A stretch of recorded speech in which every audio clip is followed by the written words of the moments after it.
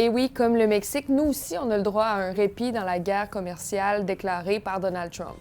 Justin Trudeau a convaincu le président américain qu'une pause va permettre de trouver des actions communes pour mieux combattre le trafic de fentanyl entre les deux pays. Mais là, si tu vas lire ce texte-là, tu vas voir que la contrebande en provenance du Canada représente moins de 1 du fentanyl aux États-Unis et le nombre de surdoses mortelles dans les deux pays est déjà en déclin. Justin Trudeau a aussi convenu de nommer un tsar du fentanyl. Un tsar, c'est comme un dirigeant, un leader. Bref, au Québec, le premier ministre voit les 30 prochains jours comme une opportunité. C'est une occasion peut-être de réveiller un petit peu tout le monde puis de dire aux entreprises, vous investissez pas assez.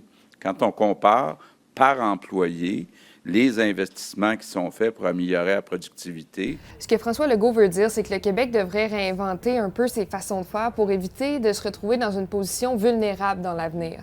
D'ailleurs, le Québec et l'Ontario n'iront pas de l'avant avec leurs mesures de représailles compte tenu du revirement de situation à Washington. Donc, le bon vin californien restera sur les tablettes de la SAQ. La situation évolue rapidement. Restez informés avec nos textes sur l'appli. Maintenant, voici un exemple de chez nous pour illustrer l'impact des éventuels tarifs douaniers. L'entreprise B45 produit environ 25 000 bâtons de baseball par année, dont la moitié sont exportés aux États-Unis. La menace de tarifs américains a chamboulé le calendrier de livraison. B45 avait notamment décidé d'interrompre toutes ses livraisons aux États-Unis dès lundi pour éviter les frais de douane qui devaient entrer en vigueur mardi matin. Mais avec le sursis, l'entreprise va mettre les bouchées doubles pour envoyer un maximum de commandes en solde américain. Faut dire que c'est l'incertitude le pire pour la majorité des entrepreneurs qui font affaire avec les États-Unis. Maintenant, près de 2 semaines après leur licenciement massif, des ex-employés d'Amazon demandent que Québec coupe définitivement les ponts avec l'entreprise. C'est ça, Colin?